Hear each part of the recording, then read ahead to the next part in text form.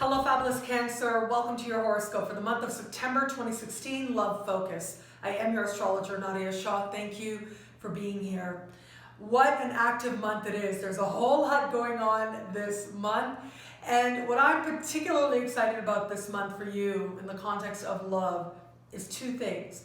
So one is the fact that as we move towards the later part of the month, Venus is going to enter super compatible water sign Scorpio. And this is very compatible to you. This is the part of the sky that has to do with romance and dating. It has to do with feeling in love. So the goddess of love is visiting the part of your sky that has to do with the flush and the flutter that love provides.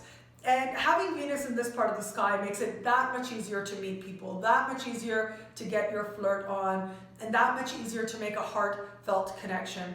But what we also have happening right around the same time, in the middle of the month, we have an eclipse, a lunar eclipse. And this eclipse is also happening in fellow water sign Pisces.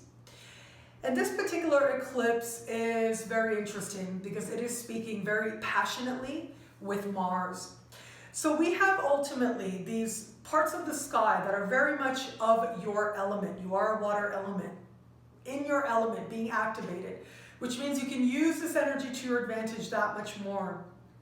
And being activated in a way that are asking you to think about not only the love that you have and how loved you feel, but also, and especially for those of you in an established bond, I do think that the eclipse is going to be especially powerful in helping you to figure out the values you share and your way forward.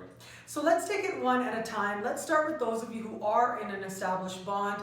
As I said, that particular eclipse taking place mid-month does say to me that there's an element here that has to do with, do we have the same values? Do we share the same beliefs? Our guiding principles, the guiding lights in our life, are they the same or not? And is that okay or not? So for some of you, I do think it's possible with this particular energy. Now, I want you to be mindful of this. It's possible that you get into some kind of, as they say, if you want to get along, if you want peace, don't talk about religion or politics. Well, that's the kind of energy we have here, where that is going to be the most tempting topic to actually talk about. And it's very possible that in an established bond in particular, there may be some contrary beliefs. Now, how much can you practice acceptance? How much of it doesn't really matter? How much of it really, really does? That is going to be part of the consideration, especially as you are in the middle of the month. However, a lot of that energy can be balanced by that Venus, by the fact that Venus in the later part of the month will move into super harmonious position, heart position, really.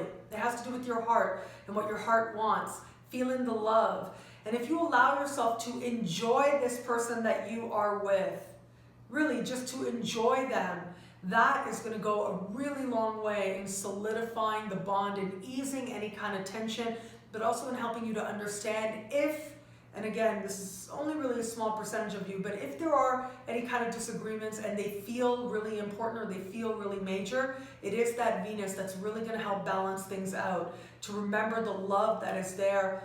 And to remember, if whatever it is that your partner believes, whatever it is you believe, if it is guided in love, if it is rooted in love, then possibly it really is okay.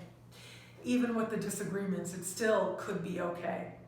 But again, that's in light of your unique circumstances.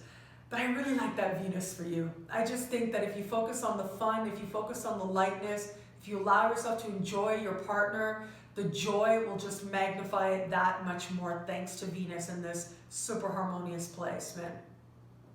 Now, those of you who are open to meeting someone new, yes, of course, new people, you do want to watch any of those, don't talk religion or politics, good idea for you this month, mid-month, good idea. But having said that, it really is going to be Venus that is the more dominant energy, and that'll help you to get out and about. Really, if you get any invitations to have fun or to do something fun, do take the universe up on those options. You'll be glad for it. You'll be only so happy for it. And by allowing yourself to take the universe up on those options, you open the door for allowing romance to happen, for allowing romance to bloom. Now, I really like this placement of Venus for you because it says at the very least that you are going to be claiming and owning your right, your desire to enjoy your life from the heart and otherwise. And when you live from a space of heart and when you connect with an energy of joy, well, ultimately, those are really certain ways to attract love into your life by knowing that you're connected to yourself and your joy. That is part of the lesson when Venus moves into this particular part of your sky.